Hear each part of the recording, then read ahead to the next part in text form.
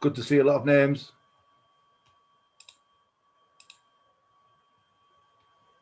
Mr. Mike Bacon, come to see us again.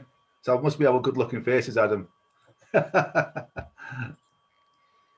definitely not my good looks. It's yours, Adam, for sure. Hi, everyone. Welcome. Just getting the last few people in now. Hope you're all well. Do you want to just stick in the chat box? Let us know which country you are currently in, just to see where people are representing. I'm sure we'll have a wide range of countries represented, which is always good. Let's see: Sweden, USA, Wales, UK, the States, UK. Brilliant. It's like some kind of UN meeting, isn't it? Canada. We should ask this every time, Adam, you know. It's good to know, isn't it? Yeah, it's good to see where's represented. All good. Perfect. You just give me the nod, Adam, once you're happy to get cracking. Yeah. I think we're probably good to go. I guess usually, Portugal, very nice. I think usually when people do meetings in person, they always talk about who's travelled the furthest, but can't really do that on Zoom because I think nobody. No. USA, yeah, very good, representing. You know, it's got me thinking in the back of my head what time it is in these different countries. Yeah, who's the most committed? If it's 3 o'clock in the morning or something. Dark outside. I bet it must be for somebody. Perfect. All right, let's get cracking. 12 noon in the US. Well, in one time zone anyway. Yeah. Great lunch break. Perfect. All right. Yeah, let's get cracking. I'm sure people will be wanting. Yeah, hit us, James, with the disclaimer. Let's get it out the way. Yeah, I'll get this painful bit out of the way, guys, because a lot of you, if you're on every 2 weeks, you'll get very bored of us saying this. But we have to say it every single time. We are not financial advisors. We are financial educators. We make people financially aware. We don't believe in advice. We don't give advice. We don't believe in it. We believe in empowering families to think for themselves and take responsibilities for their own actions, for their own finances, take responsibility for their own financial economy, their own their own money, rather than relying on other people. We believe that people are intelligent enough to make their own financial decisions if they're given the right information. But we realised many years ago, in the UK, I think when we checked last, I think it was about 14,000 hours people spend in school on average. And they spend this much of it, if they're lucky. They don't spend any time really learning about money, or very few people do. Very few children do learn about money in school. So obviously down the line, what effect does that have? So and obviously I've learned the hard way. When I was in the forces, I started helping soldiers who worked under me to get out of debt. I started paying off their debts for them. I used to get a little bit extra back, but I used to start paying off their debts for them. One guy, I always say this, tell people this, he had 4 payday loans. The lowest was 998% APR, and the highest was about 4,000% APR. You know, it was in a bad way. It was only about £2,500, but if you work out the actual interest on that, it was just went off the page. But I realised that paying off people's debt doesn't work. It doesn't work, because I find out a few weeks down the line, weeks, months, that they're all back in debt again, really bad debt again. So that's when we changed the way we did things. We started educating people instead, and that's where it came from. Really, we educate. We don't believe in just giving money away anymore. It just doesn't work. It does not work. If you haven't got the education behind that, it just does not work. I mean, if you decided to Google lottery winners, just have a look at that one time. Have a look at how many people keep that money or grow that money down the line, or how many people lose it. I think last time I looked, it was about 76% go bust, something ridiculous. Yeah, within about 5 years of winning. Yeah, because they've been given the money. They haven't had the education behind it. And just another point for you, I want to waffling a bit of you guys. I just another point is like when you're watching game shows, something I've always noticed. You're watching game shows and somebody's won 20,000, 30,000 pounds, and the host will ask, well, what are you going to spend that on? And they're like, oh, a car, a flipping a holiday, or this or that or this. You know, I'm not knocking that, but the way I think is, oh, I'll invest that in this, I'll invest it in that and that and that. And from that investment, the money I gain from that investment will pay for the holidays and everything else. And then after the holiday, after the new car, I've still got my investments that are still paying me each month. So it's just because I've educated myself. I've gone out. When I was in the army, I used to go out anytime I possibly could. And I educated myself. I just connected with very wealthy people, and I learned from them how they think, how they do things. Then all we do now is I just have a passion for sharing that information with you. And then you can either do it or don't. I know it's a bit long-winded today. It just led into that. But basically, long story short, we're not financial, we don't give financial advice, only educate, only share the information with you. And we show you what we do, and you either do it or you don't. And that's the way it works, isn't it, Adam? We have to say that every time. Yeah. I think there's real power in that as well, because if we always tell you what to do, which we would never do, but if we do, then you're always reliant on us every time, and you have to come back to us. And we want to do ourselves out of a job as quick as possible. That's our mission, so that we can pass on this knowledge, so that you can see this stuff for yourself, and that you can. It doesn't have to be a full-time job. It doesn't have to be kind of take over, but so you can see your way through these things. And I always think, look, Adam, doesn't it? It empowers people. I always think the more you know, the more you can see. If you know about these things, you can see more of what's going on. And that's what we want to do to you, for you guys, is just pass all of this on, do ourselves out of the job, pass the baton on, and then you can go and help other people. Yeah, and it's the nicest feeling in the world when you take charge of your own economy and your own responsibility. So you take responsibility for it. I mean, I've in the past, I was in a right mess financially before I got educated, because I just did things without researching. I got myself in a mess. But when I actually got my head out of the sand and took responsibility for my own actions rather than blaming everybody else, that's a nice feeling. It empowers you. So hopefully that makes sense with what we do and why we do this, because it just means so much more when you do it for yourself, when you get back off the floor yourself. We always say, if you fall down in any way, make sure you're looking up. So if you can look up, you can get up. Might sound a bit cheesy, but yeah, it's all about education. It's all about just sharing. Well, if we find out anything, if we find something that we think is going to benefit you, we'll research it, make sure it is the real deal, and then we'll put it out there, won't we, Adam? We always do, because we'll make sure that it's shared with people so they can benefit from it. That's the way we run, isn't it? Yeah. Perfect. Well, we've had so many questions coming in.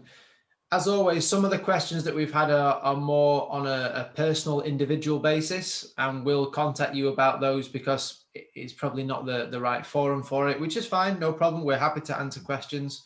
But yeah, there's been some quite interesting questions from different angles, which is always good. It gets everyone thinking, and yeah, let's just go through them.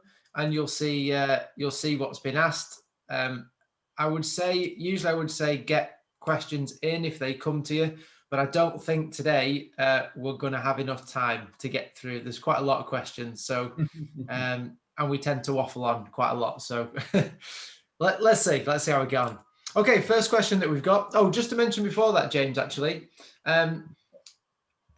We have got a YouTube channel and a BitChute channel that we put all videos on, and we also the long videos that we do, we chop them up. So if you just wanted to watch like a 5-minute or a 3-minute video, it's really great for that. You'll just glean a little bit extra, and you start to build your knowledge. We've also got a Telegram group that we can message you about, and on that we put stuff that we don't really put anywhere else. It's just a kind of our thoughts and the things that we're looking at throughout the week, and we put all of that on there. So if you'd like to join that, then we'd love to have you. And yeah, you can leave at any time. We don't kind of hold you against your will or anything, just to give you some more information. So, US citizens. oh yeah. Depending on where you are in the world will depend on how we can help you. Okay. It's not one size fits all. The regulations, the laws are different in each country, as you know. And the USA in particular is quite a specific way of that we can help you. It's good in the fact that we can really help people a lot with retirement accounts. So I know there's different types of retirement accounts, 401ks, IRAs, and all this kind of stuff. And we'll send you an email about how we can help you in that way, because it's quite specific. And you need to kind of know what you're doing. So we'll point you in the right direction and we'll get some help to you. So We've just had a lot of inquiries about that, Adam, haven't we? And we couldn't help people Yeah. before, but we've gone out of our way to find a company that Yes. can help you, that's yes, reputable. yeah, exactly. Yeah, perfect. All right, let's crack on with some questions. So one for you, James. This is a bit of a little bit different. Is there an option, or is it a good idea that you can have metal in one location? For example, let's say you've got some gold and you put it in a vault in Canada, and then you go to another place. This person said Mexico. Why not? And you can actually withdraw that metal in Mexico. Is that something that you can do? Have you heard of it? What do you think? Well, you can do it, can't you? Yes. Hmm. That's one of the benefits which I like about it, actually, to tell you the truth. I mean, Yeah. we've got plans. Our guys have got plans behind the scenes that they're putting together. They're always improving what we can do, aren't they? Yeah. What was the main question though? As in whether you can do it or not, whether it's a good idea.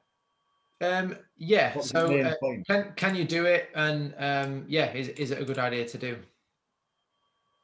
Yeah, well, I think it's a good idea personally, but again, it depends on you. It depends on you and your situation, doesn't it? I mean, I've got flipping out. Where have I got mine now? I've got mine in several different vaults in several different countries because they've all got different laws, haven't they? Yeah. So, and I've got some in the UK, and I've got some somewhere nearby on my person because I like to diversify. Yeah. But it's a very personal question, that really, isn't it? It depends on you and your situation. I don't think it's a bad idea at all. Yeah. At all. It's all about control and access, isn't it? I think that's the main. But as long as you've got control, Yes. as long as you've got access wherever you've got your vaults at any point, as in next week or the following week, now, today. Yeah. I think I would say as well on that is with storage. Storage is not the same as storage. It's not all storage is not the same. Not the same, We would say definitely don't put it in a safety deposit box in a bank. There's not many things we say definitely don't do, but that is one of them. Yeah. And it's all about, as you said, James, control and access, and whose balance sheet it's on, who actually owns it, who controls it, and that's the detail that you have to look into. The balance sheet is like one of the biggest things you flipping it. Yeah. Because your cash, when it's in a bank, is not on your balance sheet; it's on the bank's. That's why it's legally theirs. And that's for us. That's the main reason we actually do that. Really, it's not for the growth or anything else. It's for that control of your hard-earned savings. Yeah. So no one can take it off us, can they? If it's not in cash in a bank. And I guess as well with the storage, you don't want to take your cash that is on a bank's balance sheet, take it out of that bank, and then buy metal and then put it in a storage facility that's then on another company's balance sheet. Because how much better off are you? You might be a little bit better, but you never know. You want to take it off the bank's balance sheet and onto your own personal balance sheet. That's how you want to do it. Yeah, quite an interesting question here. What are the downsides of investing in gold? Not something we really talk about because we're very pro gold, but I think it's definitely worth addressing. And this person's put here as well, can it go down in value? Of course it can. We've got to be real, guys, here. We're never going to say to you, look, buy gold, you'll be a millionaire next week. It only ever goes up and all this kind of stuff. It's not about that. Yeah, I guess there are some downsides. There's downsides to everything. And there's nothing, I don't think, that has zero risk attached to it. It's about eliminating, reducing those risks, and known risks rather than unknown risks. If the bank are getting your money and they're risking it themselves, that's a very unknown risk that they're taking with your money. So yes, it can go down. It goes up and down. This is why we say it's a long-term investment, 4 or 5 years plus. The longer, the better. That's what the data shows. I guess the downsides are that from the growth aspect, if you're looking at compared to cryptocurrency, although crypto recently has not done amazing, took a bit of a dive, but you're not going to get the same returns as you do for crypto. You can't. Crypto's a lot more volatile, isn't it? So it swings around about, isn't it? Yeah. Gold's a lot more solid, but if you wanted to buy gold, you can't leverage it. So you basically take the cash that you want to buy the value of the gold, you buy it, and you have to pay full cash value. You can't, like, say with property, you can't get a loan for it. Yeah, like property, you can put like a 20%, 10% deposit down and get the whole thing. With gold, you have to pay full price. So you could say that's a downside. But compared to paper money, when you look at them side by side, it's really hard to find some downsides. We've explained this in several videos, Adam, haven't we, in the past? We've actually compared them side by side. Yeah. I'm just trying to think if there's any more downfalls. I'm trying to think. There's not many, is there? There's not many, but there's not many, and I think it's what you compare it to. And when you look at it compared to paper money, exactly. We feel it's a no-brainer, especially in the current climate. It just, it makes total sense. Especially the way paper currency is being diluted right now, all over the world. So we shared this last time, Adam, didn't we? When we've been through 200 countries, we went through the whole list, didn't we? Looking we did. How much money has been printed. Yeah, and out of 200 odd countries, there were only 3 countries that haven't printed more money in the last 12 months, I think, or in 2020. Which is it's going on a lot. It's going on a lot for sure. Just one thing, just while it's in my head, because it's a good point for some people might be wanting to know this. But if you have bought gold, you can actually use that gold. You can borrow against that gold in the vault. I don't know anyone that's done it yet, but you can actually borrow against that gold. Like using it as collateral. It's security, collateral, whatever. So that's a good point. I know some people have asked that in the past. I don't know anyone that's done it, but it's a good point for you to know.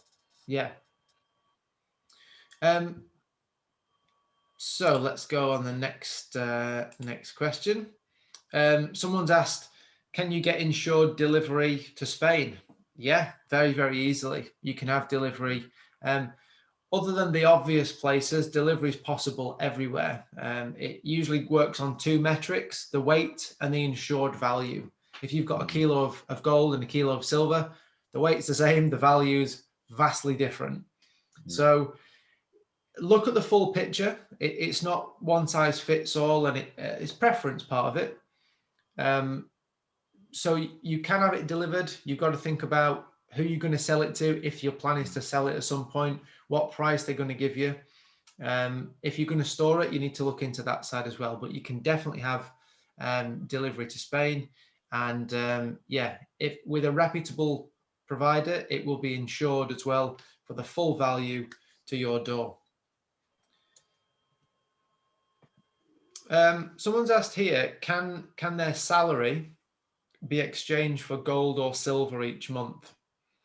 This is really tricky because in the precious metals market, there's a compliance needs to be followed. It's not something that you can, I guess you can deal in cash just to a certain level, but at certain thresholds, you need to provide identification and things like that. And the reason for that is, look, precious metals, gold and silver, can attract some unsavory characters doing some, some interesting things, let's say that. We've had people wanting to meet us in car parks, haven't we, Adam? Yeah, we've had our experience of this kind of thing, and we just don't want to do it. I think, you know, you want to protect yourself, but you don't want to go to the other side of that and actually leave yourself more vulnerable. The reason we buy precious metals is as an economic insurance policy. You don't want to then go and risk that economic insurance policy by doing things in not the right way. So putting your salary into metal straight away, it would have to hit your bank account first.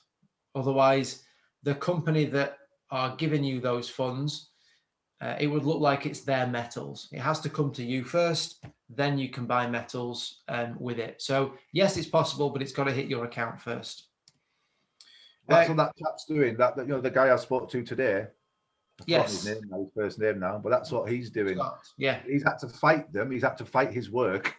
But now I'm sure he said that he gets his, rather than his pension going into wherever it went to before, whichever pot it went into, he's getting it in cash, and then he's putting it into precious metals now. He's not putting it into that pension pot anymore. He's taking control of it and putting it into metals instead. Perfect. But so he's getting paid it first. He's getting paid it first. It's not. It has to come to you first. There has to be a paper trail as well. Someone's put, can they use their Nest pension to buy gold? Nest is a government pension. Basically in the UK, the government a few years ago said everyone now has to, if they're eligible, everyone has to be offered a pension. And we have our own thoughts about pensions. I would think with a Nest pension, probably not. I don't know for sure. We're not pensions experts, but probably not, because it'll be within some government fund that is, probably tied up in the market somewhere, in the stock market. I'd be very shocked if you could, but maybe someone that knows pensions could tell me different. I mean, we used to be quite clued up with pensions. We used to talk about them many years ago, before we set up Gold Busters and what have you. But because we don't believe in them, we just sort of veered away from them, because pensions, you just don't have the control to do what you want to do with them yourself. And you can just get a phone call saying, I've just lost the value of your pension. You just lost. And there's so many barriers. Rules, fees, regulations. And you can't do this, you can't do that, you can't do this. And it's, you only get it here. And we don't like them. So we just beat away from them, Adam, didn't we? Yeah, it's really tough. It is really tough. I think because it's something that everybody does, then a lot of people do go to a pension.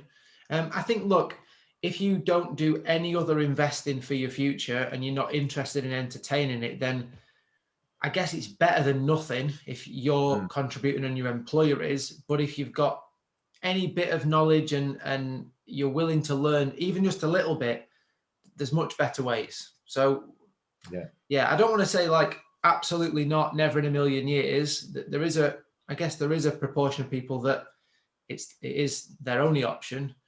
The control aspect can just disappear. Like my mum's going through this process now, looking at retiring. She's worked for the NHS, for the health service, and the pensions are all over the place. What she's just found out, which they don't tell you this at the beginning, is because it's a government pension, meant to be a really good one. The government have contributed towards it for all those years. But what she's found out is when she gets her state pension, the money that the government have contributed to the NHS pension, they take out of her state pension. So they give it you with one hand and they take it away with another. And it's, I think it's disgusting. But I know people that have retired and then they've had to go back to work because of the cost of living. Well, here's the other thing. They've had to, not because they wanted to, they've had to go back to work. Well, here's the other thing that they say as well, and this is just with the NHS pension, is you can go back to work for the NHS, but you can't earn more than you did previously with your new hours and your pension. So they stop you from working, they stop you from earning any more than you did before, which is just crazy. The fact that they have that much control over you. They say, look, here's the pension you can have. It's tiny. We're going to take more off you when you get your state pension. and you can't earn more than you used to be earning before. Yeah, it's just Very too much. difficult. It's just, Very difficult. across the line, the governments all over the world have got too much control now. Yeah. And well, especially now with COVID, that they're using this situation to take more control and Yeah. tell us what to do in our homes. You know, it's too much, and we have to take it back. Yeah. That's just my view. Yeah. Okay, next question. I know we're going off on a tangent here. I hope it's useful for people, and hope you're getting something from it. Can you explain the difference between the value of coins versus bars versus bullion? Also, any value added by the design, things like that. Yeah. So look, we did a video with Charlie about we kind of mentioned this briefly. There's different types of coins. There's kind of, look, two camps. There's coins and there's bars. Within coins, there's two different types of coins. Okay, so let's look at them all individually. We'll break down where they get the value. So the value of a bar is derived from the purity of the metal and the weight. That's it. So if it's the right purity, and we only deal with the top purity, and you've got the weight of the metal, you'll know the value, no problem. You can calculate it very, very easily. Coins, a bit more to it. Of the section of coins, there's two subsections. There's collectible coins and investment coins. With all coins, they've got different things printed on them, different images, different people on them, different pictures, and they have years on them as well. And the value is derived from a combination of all these elements. So not only is it the weight and the purity, and the purity of coins changes, not changes within one coin, but you can get different purities of coins. So you need to look out for that. But the type of coin that it is and the year that it has on it. I would say for most people, and this is probably generalizing quite a lot, but for most people that are looking into this, they don't tend to have the time to look into which coin is the best coin, what year is the best. Generally speaking, some people do, some people love it, but most people, they buy bars because it's a lot simpler. Within the two subsections of coins, collectible coins, you've got to be waiting a very, very long amount of time for them to become valuable, because you're looking at the type of coin and it to become rare, and you got to wait a long time. Investment coins, slightly different. It's more the weight of the coin, a little bit about the about what's on it and the year. But again, say you can get two coins of the same weight, the same year, and because they've got different pictures on, they're worth different things. For us, we like to keep it simple. We're simple chaps, aren't we, James? Yes. And we've got a couple of coins, that bits and pieces, but mainly bars for us. But that's a lot of people we speak to, though, just jump on the coins, or the distinction. They think they should go to coins because they've heard somewhere that the VAT free or capital gains free, or capital gains. So capital gains. So capital gains definitely. But for most people that we deal with, that doesn't even come into play anyway. Yeah, it's but you got to look into it, look into the details, and we can help you do that, no problem. So someone coming from Canada saying they've got a pension, to retirement saving plans as well. Can these be invested in gold and silver? Quite a lot of pension questions, actually. So look, I guess with any pension in any country, there's rules. The most difficult thing is getting access to the cash. If you can access the cash, it's easy. That's the difficult bit. So I would look into that. I would speak to a pensions expert that knows the rules of the country and the rules of your specific pension. And then, because what you don't want to do is get access to the cash and then be taxed unnecessarily, or have all these unnecessary fees and be left with hardly anything. So get it out in the most efficient way, and then we can help you look at options. No problem. That's the easy bit.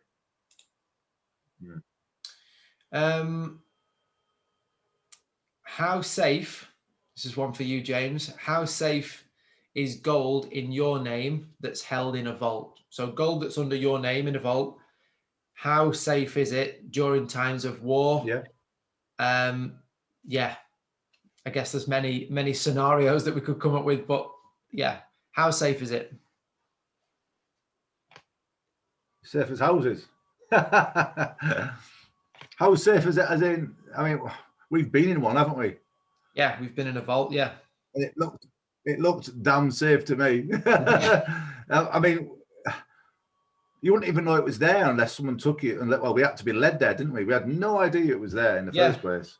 I was telling someone today, actually, when we went to the Brink, it was Brinks in Germany, in Frankfurt, that we had a tour of, and we held the gold physically in our hands in the vault, and we said to them, by security. yeah, we said, you know, so where's the vault? And they said, exactly, where's the vault? And we said, oh, you know, this is funny, you know, where's the vault?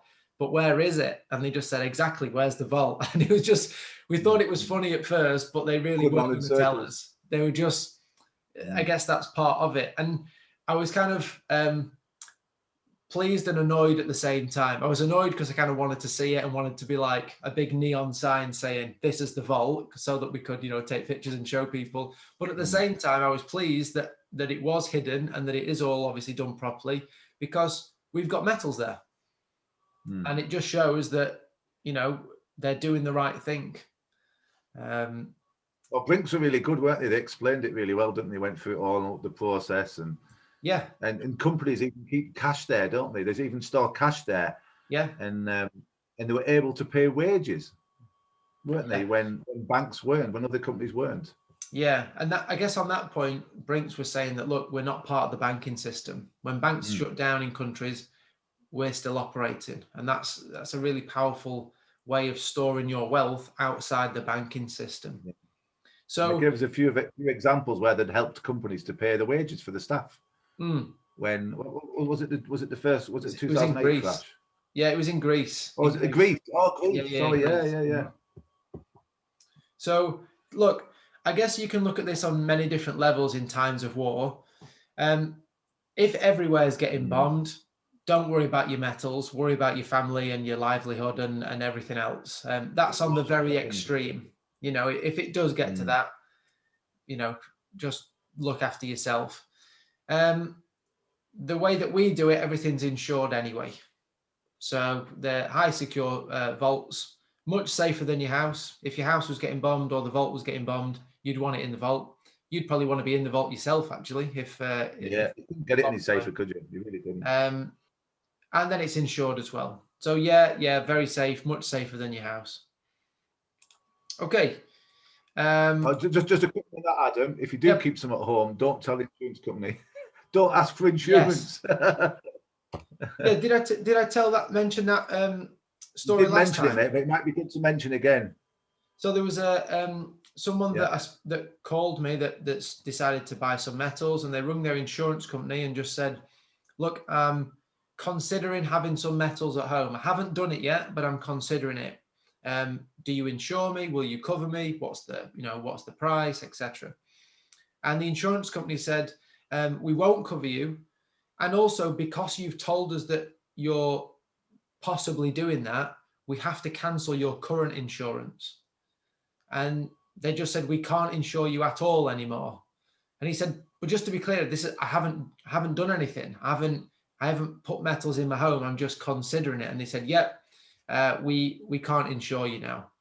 And they removed his insurance and he had to go elsewhere.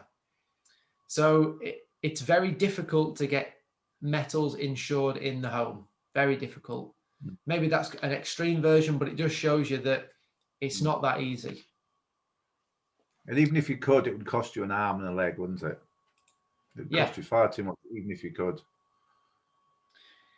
Great. Well, someone's asking here, is it possible to buy in Norway? Yeah, no problem. Yep.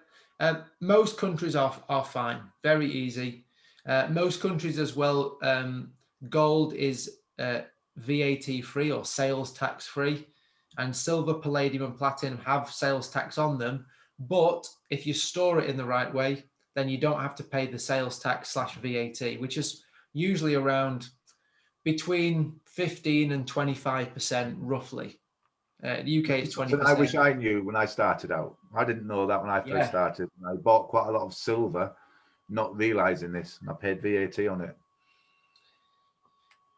Another question here we've got is someone would like to invest in silver. They said they've got limited funds. Is it something that you can do on a monthly basis? And I guess just from us, what kind of strategy would you use to purchase with limited funds? That's a good question. What do you think? We have people that buy it on a monthly basis every 2 weeks, 50 pounds a month, $50 a month, euros a month. Yeah. It's whatever they can afford. In my own personal view, it's just get in there any way you can. Whatever you can afford, just do it each month. Yeah. But just make sure it's not allocated for anything else, because you don't want to be buying and selling. You want to be buying and holding, buying and holding, buying and holding long term. So don't buy too much. You know what I mean? Only money that you wouldn't otherwise use for anything else. And we'd always say, please try and have an emergency fund. Yeah. So if the car blows up or something happens to your roof in the house or something like that, it's just being sensible, isn't it? Yeah. You still need cash there for emergencies, but anything that's unallocated. But we have lots of people that just buy £50 a month, £25 a month, £100 a month. Yeah. Just get started, I would say. Yeah. There's a phrase that I always remember, and it's not about timing the market, it's about time in the market.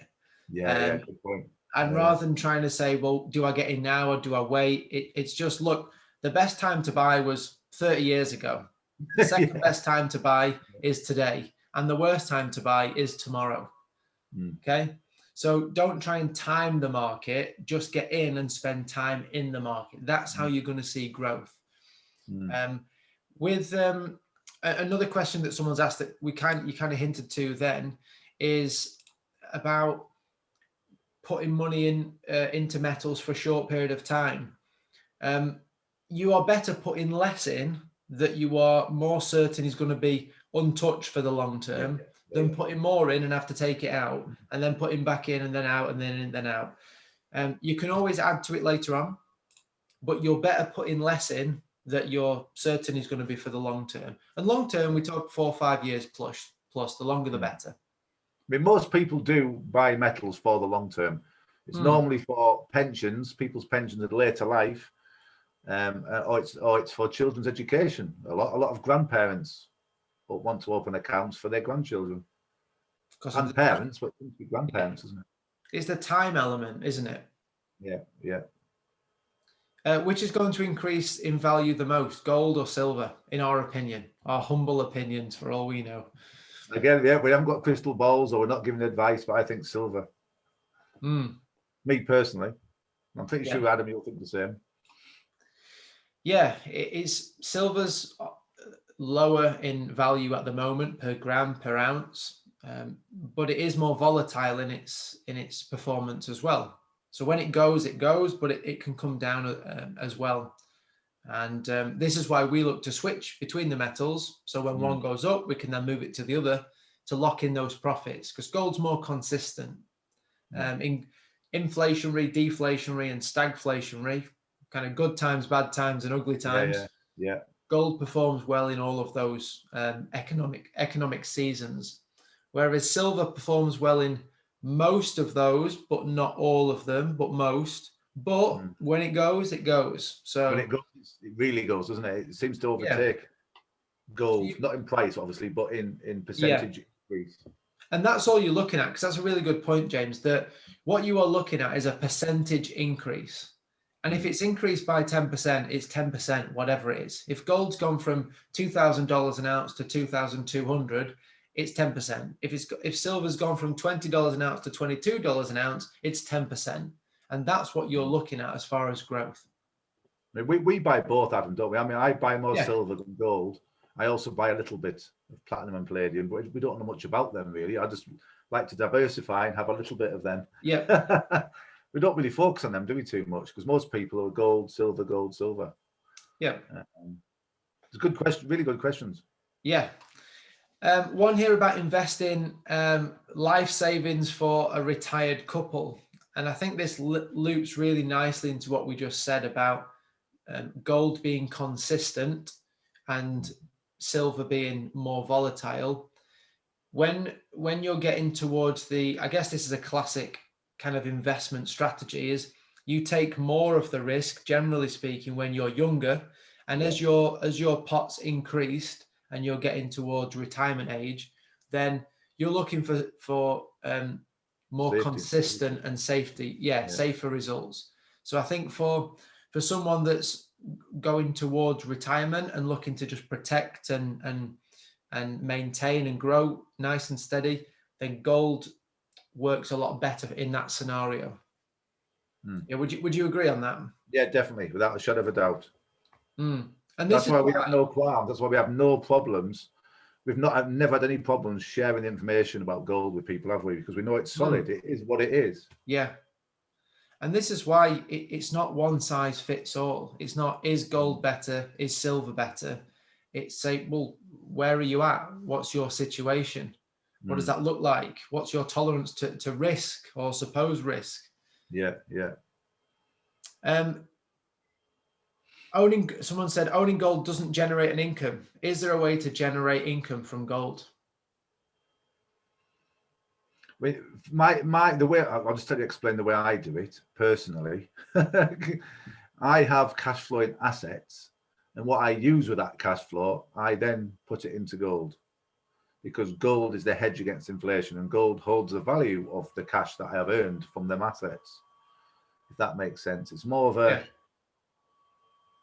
it's more of a protection, isn't it? It's more of it's preserving what you've got. Yeah. So I guess the answer to that is gold and silver are not income generating assets. Unless you're involved in mining, the mining side of it, you can get involved in that side of it. You get your pickaxe and you shovel out. You get your dividends each month and what have you, and if you look into that side of it, it might be something we talk about in the future. You never know. It might be something else we talk about. But currently, as far as we're aware, there's no interest rate and there's no cash flow from metals. They just appreciate over time. Yeah. Okay, got quite a few questions to go. So let's see if we can do this. Challenge to ourselves not to chat too much. I'm trying to keep quiet. I'm trying to keep out of it. I don't know whether you've noticed, guys, but we like to chat. When we have our planning meetings about all the videos and we're doing loads of research, we have to plan big chunks of time because we just chat and go off on other things. But it's good. We're having fun. Hope you are too. And that's why we told you about the YouTube and BitChute stuff at the start, and the IRA and the pension stuff and the Telegram stuff, because we get that excited, we forget to say it at the end. Yeah, that's true. Yeah.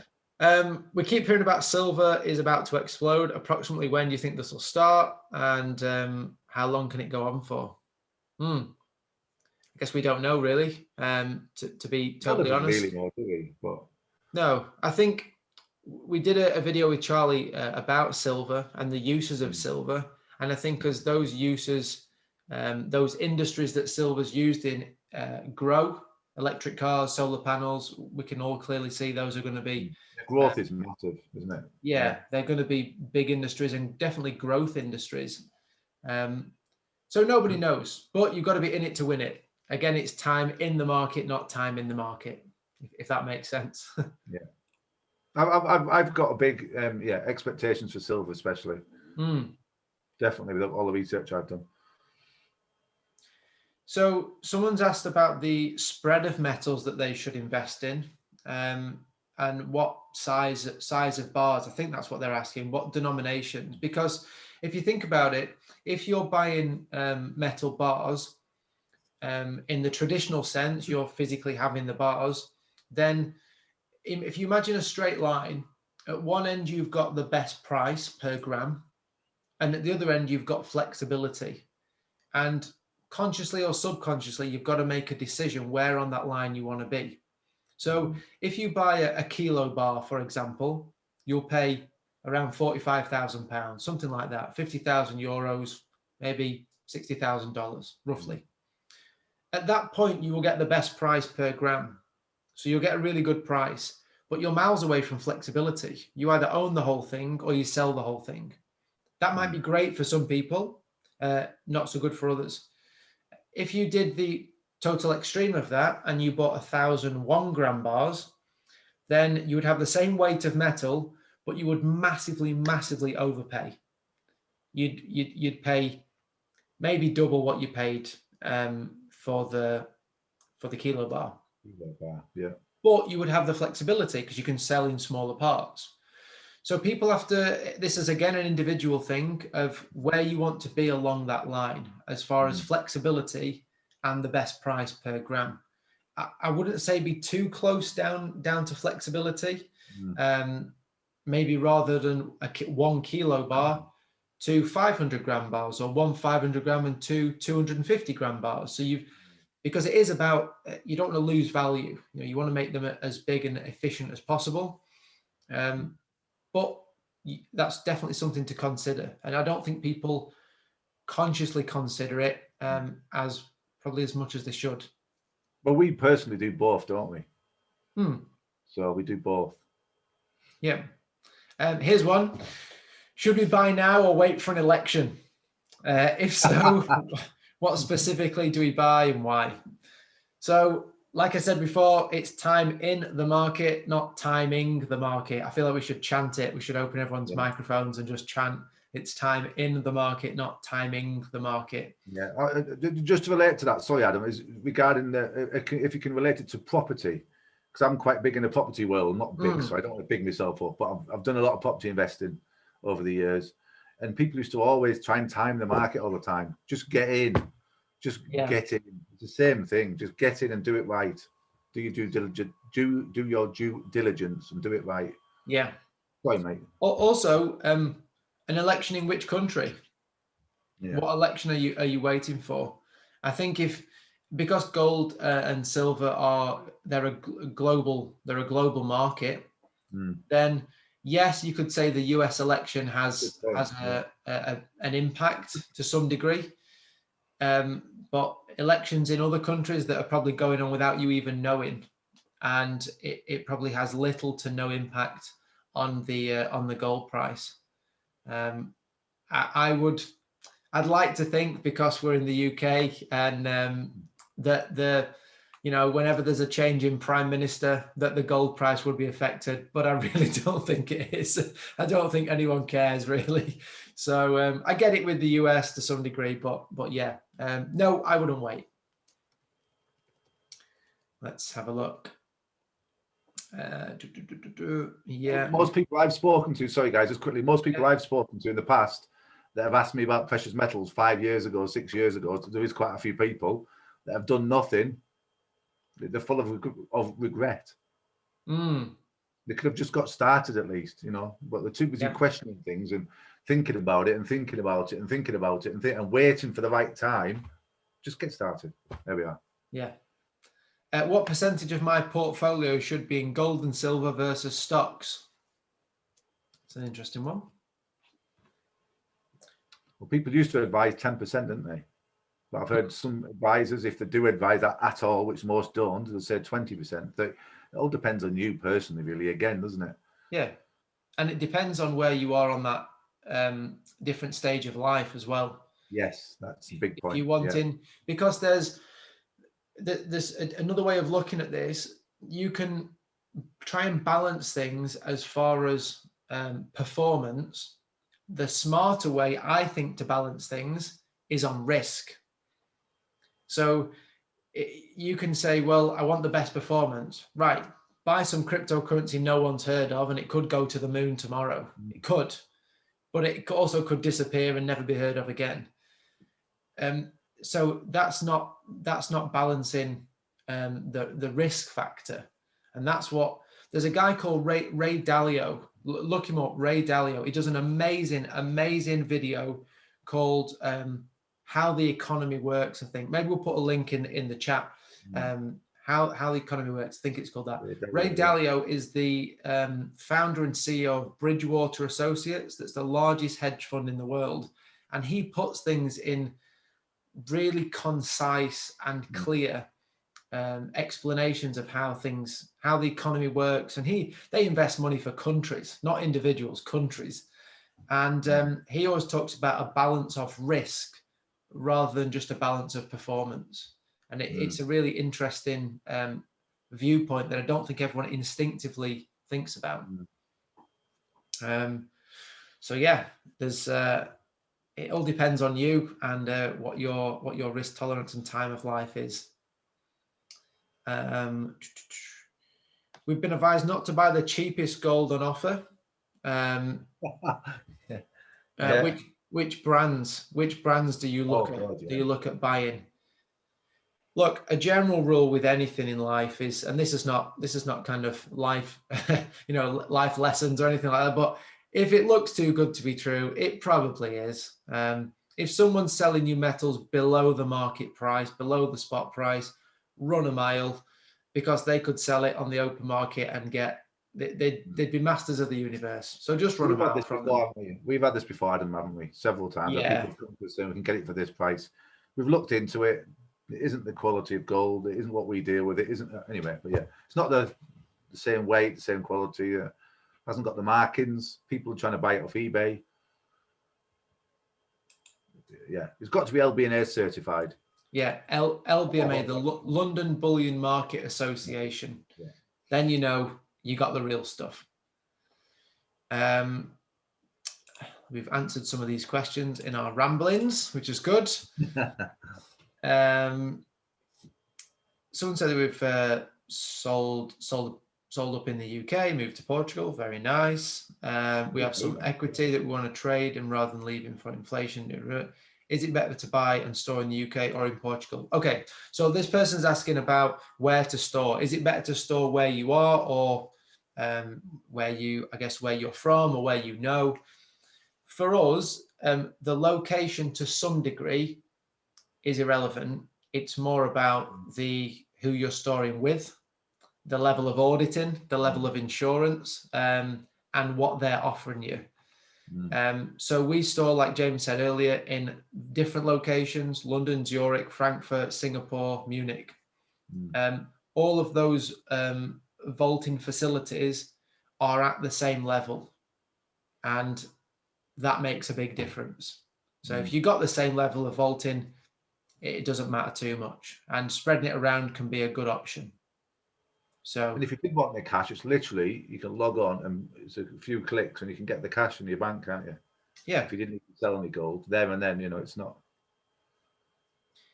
Someone's said here, when I went to the bank to ask about making a payment abroad to another EU country, they answered that they needed a bank statement from the company, basically the receiver of the payment.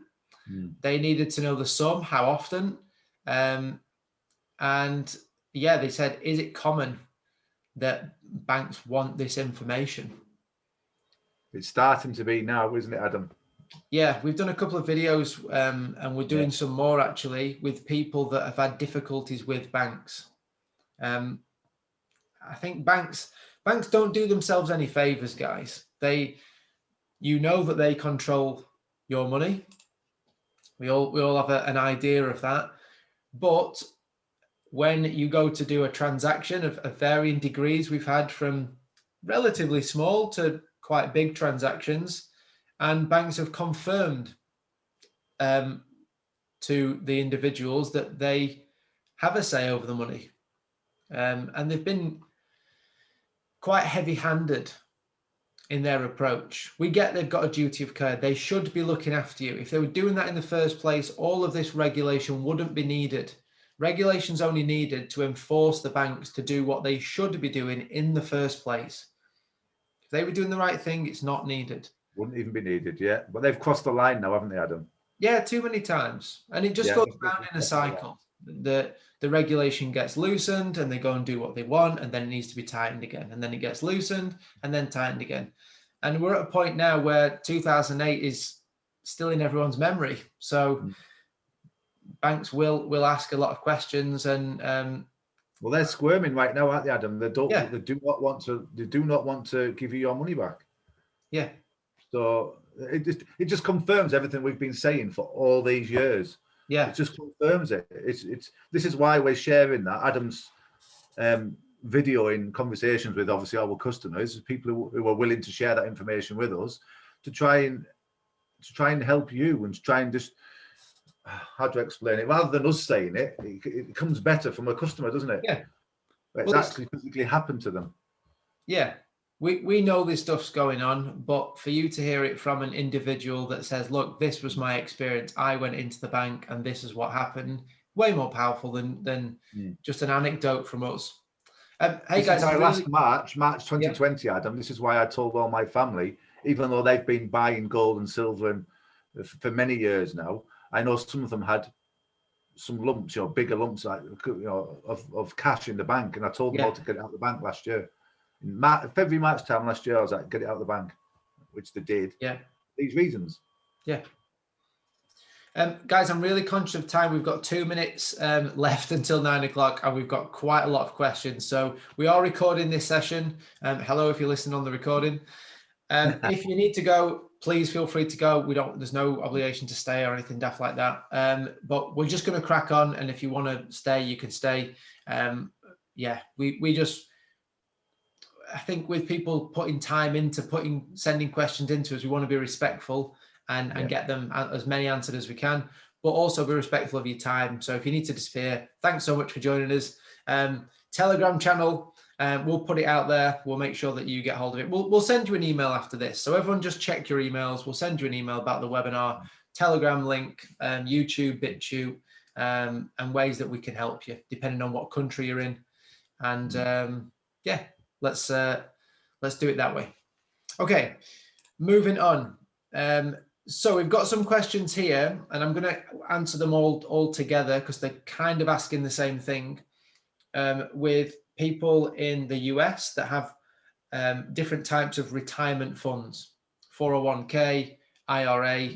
There's many different types. Again, we will send you an email about how you can put these funds into metals if you want to, and it's right for you. It won't be right for everybody, but it's been a really, really common thing that we've been asked about. I don't know all the details of how it works in the States with retirement funds, but it seems a very popular thing. So we'll send you some information about how you can do that if it's right for you, and put you in touch with experts that can explain the pros, the cons, and how it all works. So any questions about that, we're going to skip over because that should give you the answer and the details will follow. Okay. We've answered that one. If I transfer, so they've got this person's got investments in stocks. If they transfer investments into coins from stocks, will they have to pay tax? Is there a way they can do it without paying tax? It's a really, really difficult one. I would speak to an accountant or investment advisor that knows how the rules of the game work.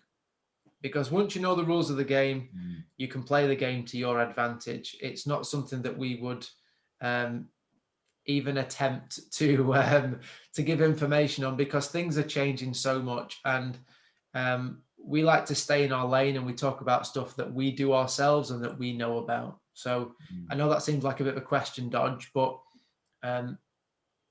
we could be giving you the wrong information. We just never want to do that. We want to be certain that what we're telling you is what we do and it's the right information.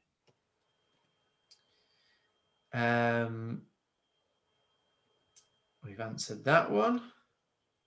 We've answered the whole coins and bars situation, so that's good. Yeah, that's all good. Okay, selling levels. I think we've spoken about this before. Maybe it's the same person that's asked this question. When do you sell? What levels do you sell? Are you looking for certain levels to sell, James, with your metals? What's your long-term plan? Are you going to pass them on to future generations? So there's no plan for you to, at some point, you're going to sell all your metals and you're going to sit in your Speedos on a desert island somewhere with all your gold. Yeah. Is that the plan? Is that the exit strategy? That'd be scary, wouldn't it? That'd be scaring off the locals, wouldn't it? Flipping it. It would. It would. I've seen enough. I'm not looking to sell them at all. Personally, I'm just looking at. I want to keep them for wealth preservation for future generations. I'm not thinking of just my generation. I'm thinking of my little boy and his kids down the line. Personally, but obviously, again, it's everyone's just personal. It's up to each person individually, isn't it? So you're playing the. If I want to sell them, if you are going to sell them, you're better off selling some at a peak, at an all-time high. If you sold some, was it August last year? We had a peak. Yes. Yeah. About 8th of August, I think. Yeah, something like that. Yeah. It'd be better off selling it then, obviously. But when the price goes down, I like it better. I know it might sound crazy, but I like it better when the price goes down a little bit because you've got a sale on. So, and I generally buy more, which I did do recently when the prices dropped a bit. I've actually bought more, but I made a few bulk buy payments. So guess what? It's gone up again now. So I personally, it's wealth preservation. It's something that I don't want to sell unless I really, really have to. But it's there as protection. It's my insurance. I think when you zoom out as well and you look at the big picture, short-term fluctuations in price actually are a good thing. When you know there's, some mining experts say there's 20 years left of mineable gold in the earth. Maybe it's 20, maybe it's 30. The fact of the matter is you can't print anymore. It ain't going to be around forever. It's going to go at some point. And knowing that there's a supply limitation, then the demand's always there. Metals are used, then the price is going to go up. So when it dips, silver also. Yeah. When it dips on that short term, it's a short-term dip on a long-term upwards curve, then it's a great time to buy. People say buy the dip. You're buying the dip because long-term it's going up. You don't buy when it's going down and you think it's going to continue going down. You buy when it's down, but you think long-term it's going up.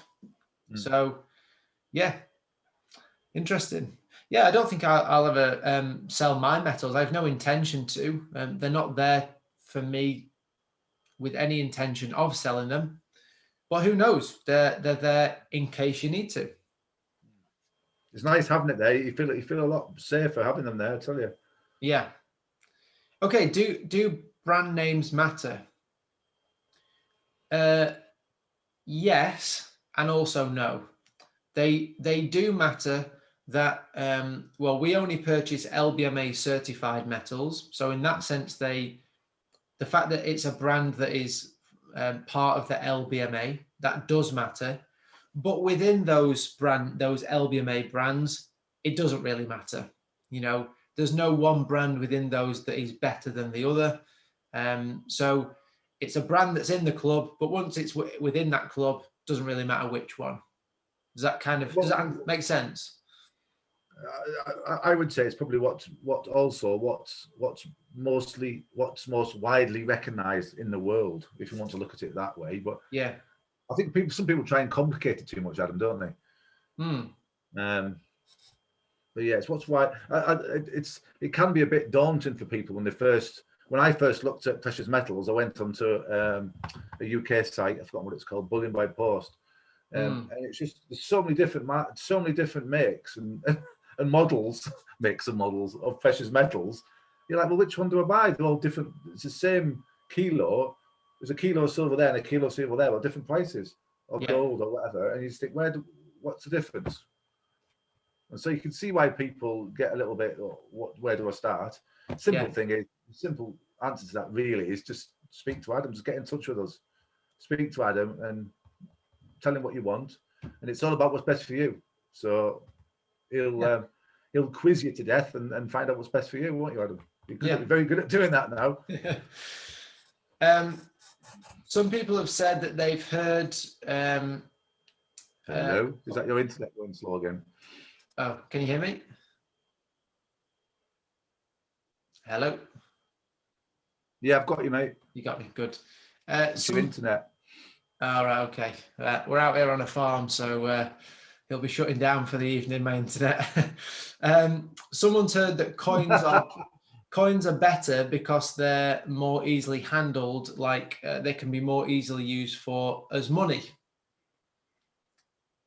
I don't know. I don't necessarily buy that, for the reason that, and let me explain my thinking, is I don't think you could go to a shop, a grocery store, you know, and take a silver coin or a gold coin and buy anything in that shop with it. I think the person at the checkout, the cashier, would have no idea what to do with it. So in that sense, I don't think it's any more useful to spend as a gold bar is. I think they're on par. I think actually, and this is just my personal opinion, I think bars are probably easier to sell within the metals market than coins. And my thinking on that is they're very simple. Someone is always going to want some gold. If it's just a gold bar, they can do whatever they want with it. How in demand a certain coin is that you've got can differ.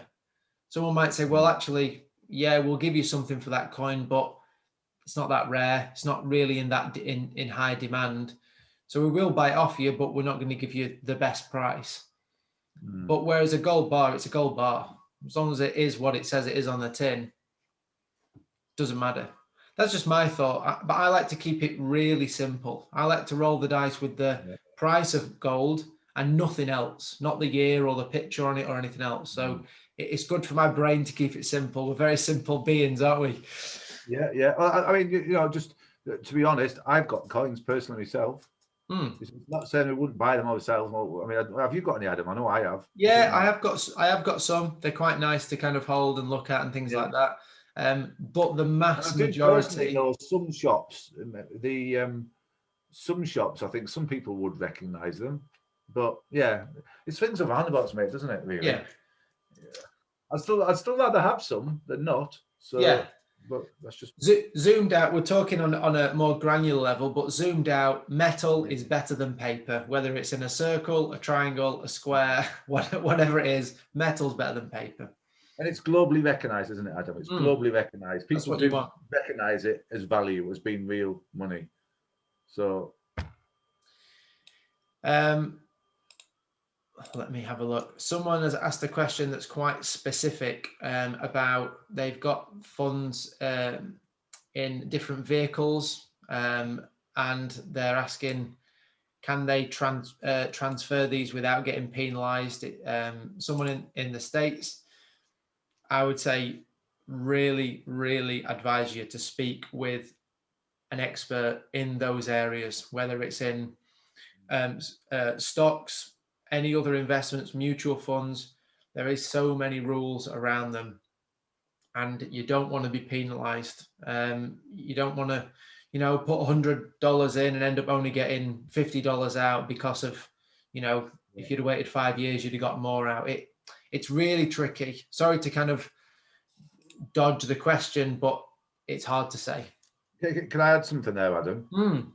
Just one thing I would say is if you do have to spend some money, it's just from my view again, if you do have to spend some money and actually paying somebody to do that for you, who's in them, who does that for a living, then I would say it would be worth it. Yeah. If you've got several pots and they've all got different regulations and different, you need somebody that just does that day in day out, that can give it to you in layman's terms and can look at the small print, because unless you're that type of person, unless you're an analytical person and you're willing to go through all the small print, you're better off, I would say, you're better off spending some money and paying somebody to do it for you on your behalf, who does that for a living or who's that way inclined, you know what I mean? Yeah. Because there's always small print. There's always small print that can trip you up and get you in a mess. Yeah. It's worth the money. Someone asked here, do the storage facilities need to do annual tests? I'm not sure whether that's on the gold itself or the storage. Well, look, let's answer both questions. When the metals go into the storage, if they are directly from the refinery and it is a known refinery and that relationship is formed between the refinery and the storage, then they come with what's called an assay. And that assay says, look, we've tested this metal and this is what it's made of. and then that is a known, as long as it's not moved or anything like that, it's a known item within there, and it doesn't need to be tested after that. As far as the vaults themselves, I'm sure they do have some regular testing to the actual facilities themselves, but the metals get audited the way we do it every day. Every single day, those metals get audited. And then just to top that off, the audits that are done every day get audited. So the audits get audited. And if there's any mistakes on those daily audits, the vaulting companies get fined €500,000 per mistake. So yes, there is a lot of things in place to make sure that everything is as it should be. And this is why it's worth paying the small amount that you pay for storage if it's done right, because it can massively benefit you. Someone asking about 401k, already mentioned that. We'll email you. Please keep an eye on your emails. Sometimes emails go to junk and spam folders, but just keep an eye out. And if you don't receive an email, send us an email and we'll get that info to you. Difference between bars and coins, talked about that. US citizen, talking about keeping metals in your house. I think we've kind of covered those. Someone's asked about investing in mining companies, which we touched on a little bit. I think when you're investing in a mining company, you're not just you're not just betting on the gold market. You're betting on the gold market, if it's a gold mine, and whether that company can manage their expenses, can manage their company. There's more moving parts. More risky, isn't it, really? Yeah, there's more to consider. More to consider, more risk. Sure. Yeah. Again, we're simple. We like to keep it simple. We just want the physical metals. Someone actually, I was speaking to someone today and they said, well, what about gold-backed cryptocurrency or money that's gold-backed? What do you think about that? Well, if something's backed by gold, let's say a cryptocurrency, you've got this cryptocurrency that's backed by gold. Well, that shows that the value is in the gold, not in the cryptocurrency. Otherwise, it wouldn't need to be backed. So surely, me personally, I would want the thing that's backing it, not this front that I don't know, might be easier to move around or whatever. I'd want where the value is. I just want the metal itself. And that's what banks do. They say, you have this paper money, this worthless paper money. That's why they've given us all so much in the last 14 months. They don't want it. They're not trying to keep hold of it. And they're collecting the gold, scooping it up. Classic, do as I say, not as I do. And then they devalue what they've given you. Sorry if that's hard hitting, but it really is what's going on. And do some digging, you'll see. Is it better to pay off debts or invest in precious metals? Good question. Very good question. Really good. That's one thing we've helped people in the past with, Adam, isn't it? Is because we've had people come to us that got this much money to invest, but then we find out they've got this much debt. So we have to work out really what's the interest on that debt. Is it worth investing in metals right now? Because in most cases, it depends. Everyone's individual, but normally better off getting rid of the debt first. Because of the interest you will end up paying if you don't. And then that freed up cash, then put it into metals. But it's very individual, Adam, isn't it? But we've got a lot of knowledge in that arena, and we can help people get rid of that debt quicker. There's several strategies you can use to get rid of that debt a lot quicker than what you would have otherwise. In fact, we did a video on about this called what was it called? Kind of secrets from a bank manager, or something like that. Yeah. Basically, we got taught a lot of this stuff from an ex bank manager. Yeah. And kind of showed us behind the curtain of what happens in the banks and all the little tricks that they use. And we decided to use them against the banks and for the people. And we put it in a video. It's not a I guess the kind of glitzy, sexy video of, buy some gold today, be a millionaire next week. It's not that kind of thing. It's more, look, here's how you can really accelerate your debts using some quite simple techniques that can massively help you. Not for everybody, but for those that we can help, it will make a big difference. It's probably the biggest difference we can make to people, actually, with those things. Would you say the same, James? Yeah, definitely. Massive difference. It's a nice feeling for us being able to do that, I tell you, because we can save people thousands. Yeah. And it's not big things you have to do. You don't have to make big changes. They're not massive changes normally, are they? No. Because debts, it can be crippling as well for people. It really can. I don't mean this in a grandiose way or to massage our egos, but it can change people's lives, getting them out of debt. It really can, and their kids' lives as well. Yeah. So, well, look, guys, that's the end of the questions. Thanks for all you brave warriors for hanging on in there for us chatting away. Yeah, I hope it's been useful. I hope you've enjoyed this time. We love doing this. We'll be doing another one in 2 weeks. We've booked it in. YouTube, BitChute, Telegram. We will send you all of those things on email. Basically, it's Goldbusters on BitChute. It's Goldbusters on YouTube or goldbusters.co.uk. Telegram, it's Goldbusters. Do you know what I think we should do? We've got the Goldbusters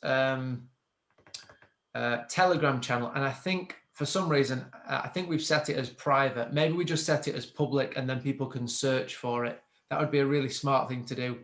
And if we had our brains engaged, we'd have done that from the beginning. But hey ho. Yeah, we're too busy doing what we do, aren't we, sometimes, doing what we need to do. We're still learning, guys. Thanks for bearing with us. Aren't we? We're that flipping busy. We've only just opened the Telegram group, haven't we? Yeah. So the channels. Yeah. And check out for anyone in the States, if you want to look at moving your retirement funds, a big thing that we've had some good feedback from people looking into. So great. Thanks so much for your time. Check your emails. This has been recorded. Thanks for your time. And we'll see you soon. Thanks so much. Appreciate it, everyone. Thank you. Cheers, guys. Bye-bye.